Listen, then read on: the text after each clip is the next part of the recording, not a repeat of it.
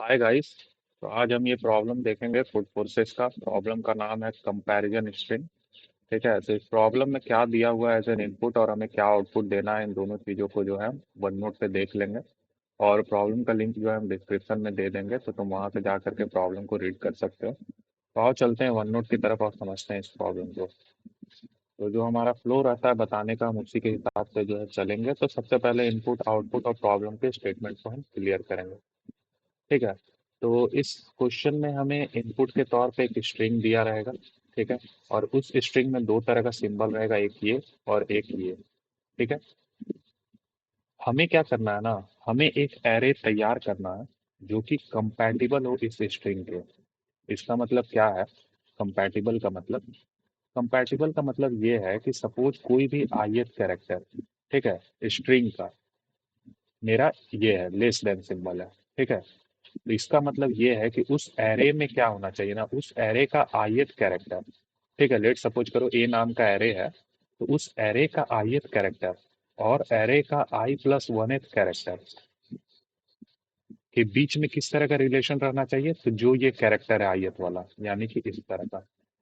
ठीक है, तो इसका मतलब है कि ये एरे जो है कंपैटिबल है इस स्ट्रिंग के लिए। सपोज करो यही एक मेरा स्ट्रिंग था, तो ठीक है। तो आई होप कि तुम्हें समझ में आया होगा कंपैटिबल का मतलब। अभी हम एक एग्जांपल से पूरे अच्छे से इसको क्लियर करेंगे। पहले एक बार स्टेटमेंट हम देख लेते हैं कि क्या था। ठीक है, तो ये हो गया कंपैटिबल टर्म। ठीक है, इसका मतलब क्या था। अब सेकंड थिंग ये है कि हमें एक्चुअल में ये एरे क्रिएट करने का जरूरत नहीं है। हमें क्वेश्चन में कहा है कि हमें कॉस्ट बता दो एरे का। और कॉस्ट में भी किस तरह का कॉस्ट? Minimum cost. ठीक है, मिनिमम कॉस्ट। तो कॉस्ट कैसे उन्होंने डिफाइन किया प्रॉब्लम में? तो का कॉस्ट का वैल्यू होगा number of different element in this array. ठीक है, तो इस एरे में जितना डिफरेंट एलिमेंट होगा वही मेरा कॉस्ट होगा। अब उन सारे एरे जितना हमारा पॉसिबल है उनमें से वो वाला कॉस्ट दो जो कि मिनिमम है। ये हमें एज एन आउटपुट देना है। ठीक है, तो अभी तक हमने जितना ही बताया उसको एक एग्जांपल से क्लियर कर लेता है। तो लेट सपोज करो मेरा स्ट्रिंग जो है ये है। ठीक है, तो इसके लिए अब हम एक एरे जनरेट करके देखेंगे जो कि कॉम्पैटिबल हो इस स्ट्रिंग के लिए। अब लेट सपोज करो इस स्ट्रिंग का साइज अगर n है, तो मेरा उस एरे का साइज कितना होगा? n+1। ये ध्यान में रखना है। क्यों? तो इसको भी एक छोटा सा एग्जांपल से देख लो। क्वेश्चन में ऑल्दो दिया हुआ है, नहीं तुम खुद ही समझ जाओगे क्यों n+ होना जरूरी है। अगर लेट सपोज करो केवल ये एक स्ट्रिंग दिया है, तो इसके लिए कितना मुझे एरे का एलिमेंट चाहिए? दो चाहिए, ताकि हम दोनों के बीच में ये कंपैरिजन कर पाए लेस देन वाला। ठीक है, तो जैसे 2 <3।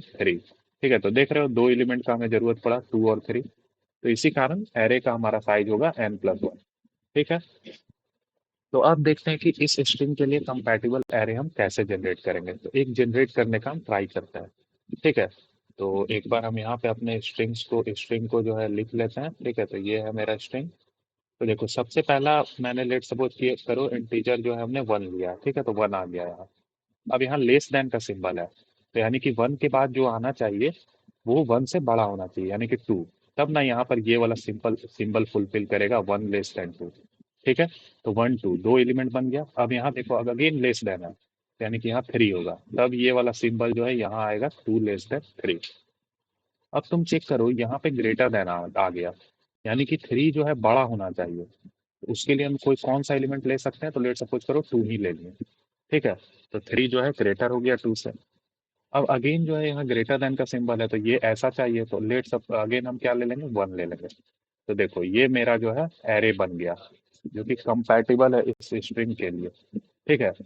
अब इसका कॉस्ट क्या होगा इस एरे का? तो नंबर ऑफ डिफरेंट एलिमेंट, कितना डिफरेंट एलिमेंट हमने यूज किया है? तो 3। तो इसका कॉस्ट हो गया मेरा 3। ठीक है। और तुम चेक कर और अभी हम जब लॉजिक पढ़ेंगे, लॉजिक आगे देखेंगे, तो हमें समझ में आएगा कि इसका आंसर भी 3 ही होगा, क्योंकि इससे ज्यादा मिनिमम कॉस्ट हम लोग नहीं निकाल सकते हैं। ठीक है, तो ये लॉजिक का पार्ट है, वो हम चेक कर लेंगे अभी। तो अब मुझे उम्मीद है कि गाइस तुम्हें प्रॉब्लम स्टेटमेंट काफी अच्छे से क्लियर हो गया होगा। ठीक है, तो एक बार जब प्रॉब्लम स्टेटमेंट क्लियर हो गया तो अब हम लॉजिक के पार्ट की तरफ मूव करेंगे। ठीक है, तो मेन चीज है कि हम इस प्रॉब्लम को सॉल्व कैसे करेंगे। तो देखो इस तरह के प्रॉब्लम में ना एक दो टेस्ट केस से ऑब्जर्व करना पड़ता है चीजों को। ठीक है, हमेशा तुम्हें दिखेगा ना कुछ तुम्हें कंक्लूजन मिल जाएगा अगर तुम दो चार टेस्ट केस अगर ध्यान से देखोगे तो। तो मुझे क्या समझ में आया इस प्रॉब्लम में, उसे मैं डिस्कस करता हूँ। तो सबसे पहला पॉइंट, ठीक है, यहाँ हम जो भी देखेंगे हर चीज का प्रूफ रहेगा, कोई भी चीज तुम्हें रटना नहीं है।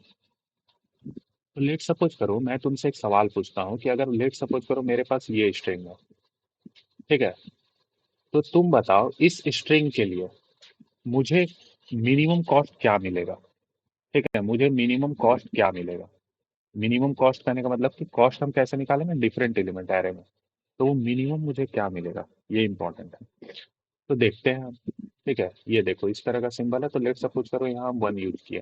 तो अगर ये छोटा होना चाहिए तो अगेन 2 यूज करना होगा। अगेन ये छोटा सिंबल है तो 3 यूज करना होगा। अगेन ये वाला क्या है, छोटा सिंबल लेस देन वाला सिंबल है तो 4 यूज करना होगा। तो ये कुछ ऐसा बना।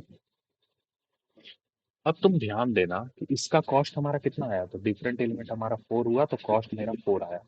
अब मैं तुम्हें ये बोल रहा हूँ कि तुम इस स्ट्रिंग के लिए 4 से कम कॉस्ट कभी नहीं निकाल सकते। ये मेरा गारंटी है। अब तुम खुद चेक करो क्यों मैंने ऐसा बोला। देख रहे हो ये लेस देन वाला सिंबल है, लेस देन का सिंबल है, इसका मतलब ये है कि अगर हम करंटली यहाँ पर हैं तो इससे छोटा मेरा पहले वाला एलिमेंट रहेगा। ये एग्री कर रहे हैं। अब लेट सपोज करो हम 4 पे आ गए।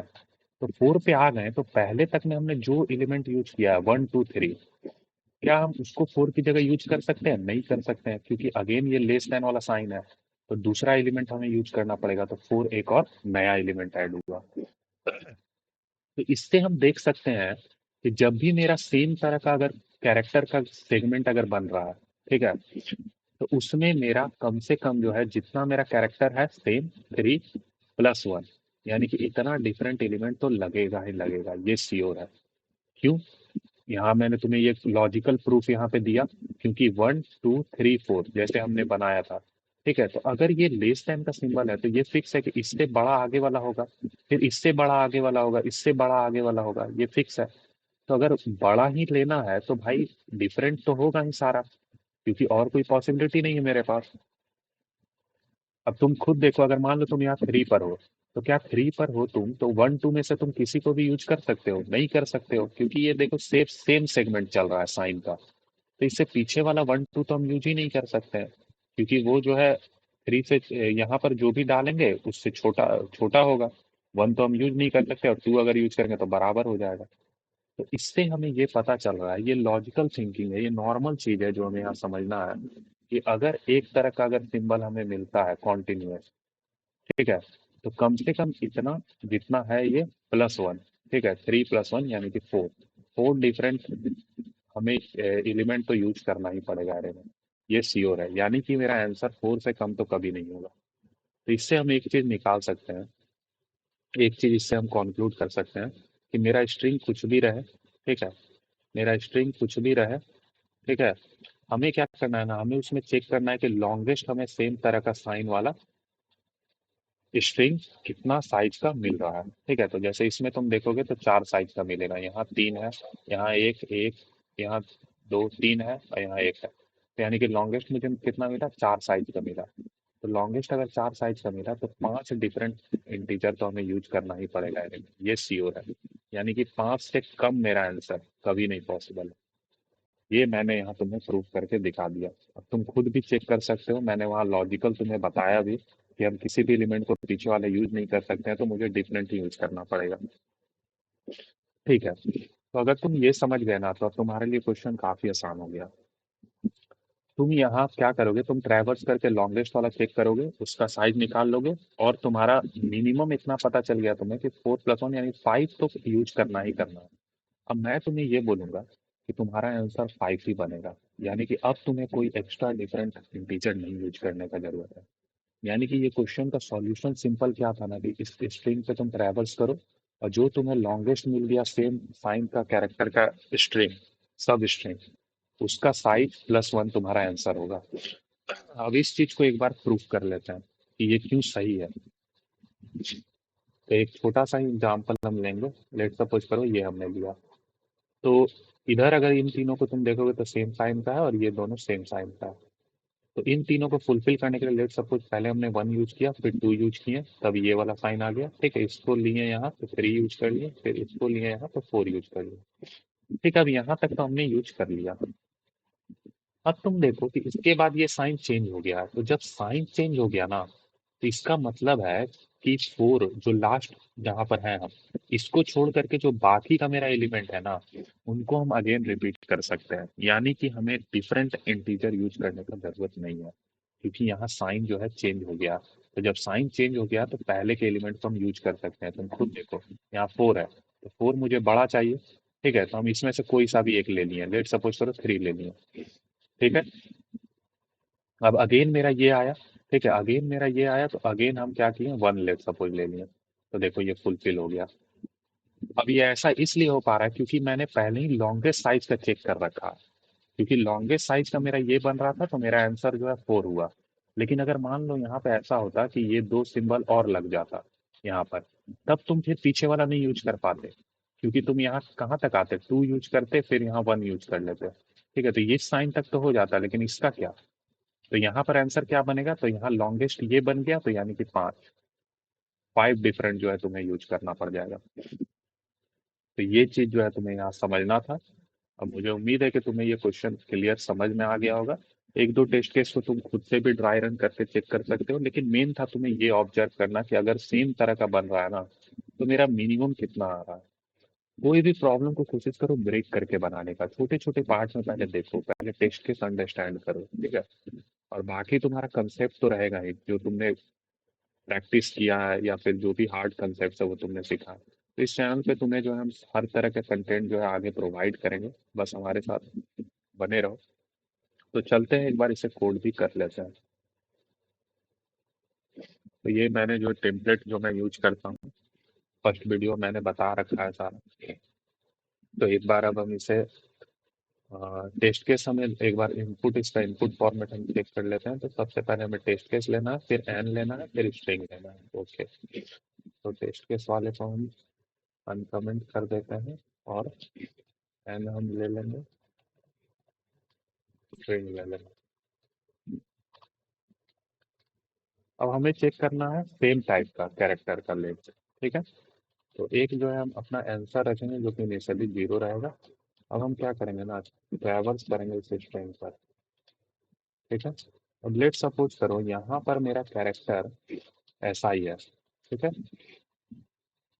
अब एक हम लेंथ नाम का वेरिएबल रख लेंगे, ठीक है, जो कि काउंट करेगा कि अगर हम आई से चलते हैं, आईएथ पोजीशन से चल रहे हैं, और आईएथ पोजीशन से अगर मेरा कैरेक्टर सी एच है, तो आगे कहाँ तक मुझे ये कॉन्टिन्यूअस मिल रहा है। यानी कि अब हम वो सब स्ट्रिंग चेक कर रहे हैं जिसमें कि यही आईएथ कैरेक्टर रिपीट हो रहा है। देखो, यानी कि ये चीज एक बार मैं यहाँ तुम्हें दिखाता हूँ।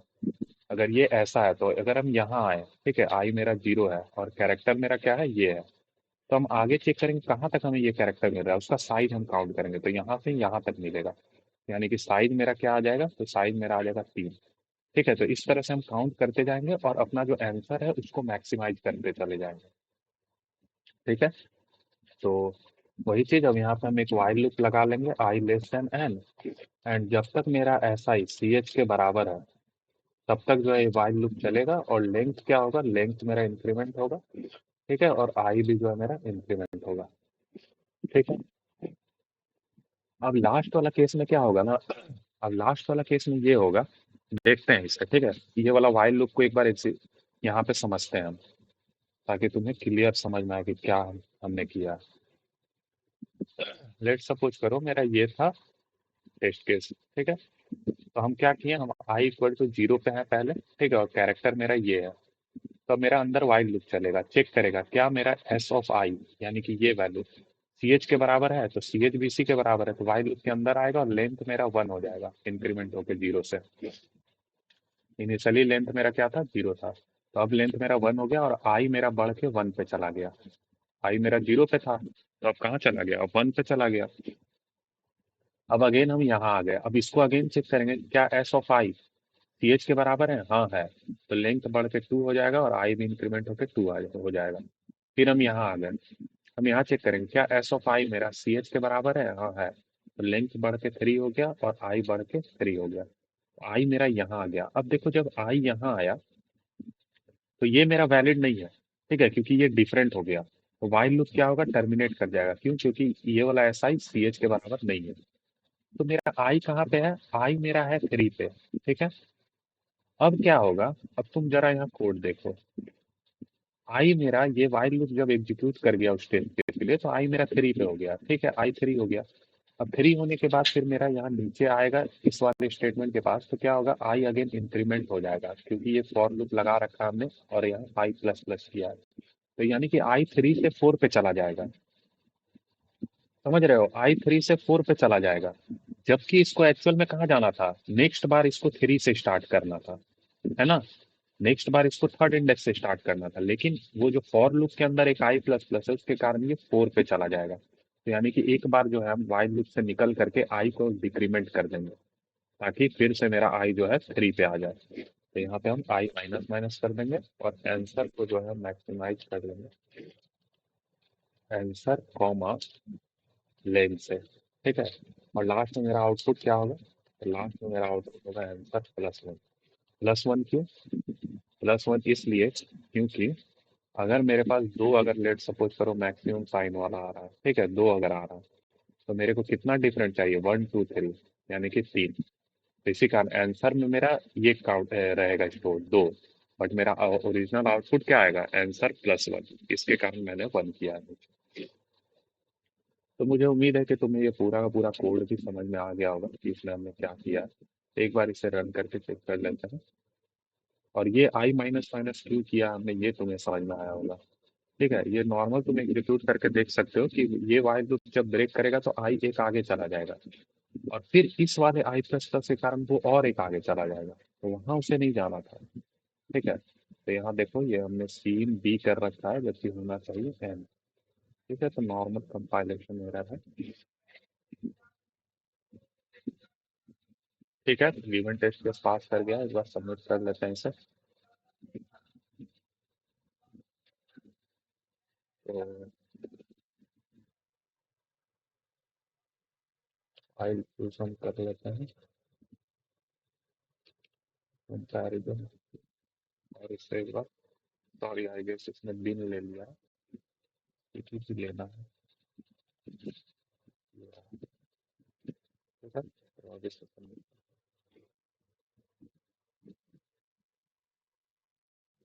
ये रनिंग स्टेट में है, और ये गाइस एक्सेप्टेड। ठीक है, तुम देख सकते हो कंपैरिजन। तो मुझे उम्मीद है कि गाइस तुम्हें प्रॉब्लम समझ में आया होगा। अब एक बार टाइम कॉम्प्लेक्सिटी और स्पेस कॉम्प्लेक्सिटी देख लेते हैं। तो टाइम कॉम्प्लेक्सिटी इसका जरा गौर से देखना तुम, ये हमने एक फॉर लूप लगा रखा है यहाँ, फिर एक अंदर वाइल लूप है। अब बहुत कोई सोचेंगे कि ये एन स्क्वायर अप्रोच है, बट ऐसा नहीं है।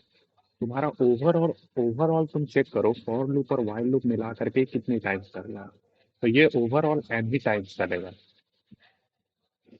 ठीक है, ये ओवरऑल ये दोनों मिला के एन टाइम्स चलेगा। कैसे, तो देखो तुम, जब ये मेरा आई 0 था, ठीक है, तो ये वाइल लूप ये हमारा एग्जीक्यूट हो रहा था, ठीक है, और आई मेरा क्या हो रहा था, चेंज होते चला जा रहा था। तो तुम यहाँ पे देखो, वन नोट पे मैं तुम्हें ये चीज दिखाता हूँ। ये काफी इंपॉर्टेंट है, टाइम कॉम्प्लेक्सिटी स्पेस कॉम्प्लेक्सिटी में लोगों को बहुत दिक्कतें आती हैं। ठीक है, तो देखो, जब ये था मेरा, लेट सपोज करो इनपुट, तो जब हम आई 0 पे थे, ठीक है, तो हम चेक किए कि आई 0 वाला जो कैरेक्टर है, यानी कि ये वाला, वो कहाँ तक मैच कर रहा था, यहाँ तक मैच किया। तो जब यहाँ तक मैच कर गया, तो फिर मेरा आई इस पे चला गया था। ठीक है, आई मेरा 3 पे आ गया था। फिर अगेन 3 से ये चेक किया, यहाँ तक गया, फिर आई जो है मेरा कहाँ चला जाएगा, आई मेरा 5 पे चला जाएगा। यानी कि ये यहाँ से जो है, अब आई लेस देन एन नहीं रह गया, यानी कि दोनों लूप से बाहर आ जाएगा। अब क्यों मैं बोल रहा हूँ कि इसका टाइम कॉम्प्लेक्सिटी एन है, क्योंकि जब हम ऐसे मूव कर रहे हैं ना हर एक एक कैरेक्टर की तरफ, तो उसके बाद फिर हम अगेन नहीं स्टार्ट कर रहे हैं, किसी कैरेक्टर को दोबारा हम नहीं रिपीट कर रहे हैं। हम एक ही बार इस पूरे स्ट्रिंग पे ट्रेवल्स किए हैं ओवरऑल, दोनों लूप की मदद से। कैसे, पहले हमने यहाँ पे चला, यहाँ से आते हुए हम आई इक्वल टू 3 पे चल गए थे, तो आई इक्वल टू जब 3 पे चल गए, तो हम अगेन आई इक्वल टू 1 से नहीं स्टार्ट किए, हम अगेन 3 से स्टार्ट किए। ठीक है, और 3 से 4 तक चल गए। ठीक है, तो आई मेरा 5 हो गया, तो जब आई मेरा 5 हो गया, तो क्या हम 4 से चालू किया अगेन, नहीं। इसी कारण हमने एक ही बार पूरे स्ट्रिंग को ट्रेवर्स कर रखा है।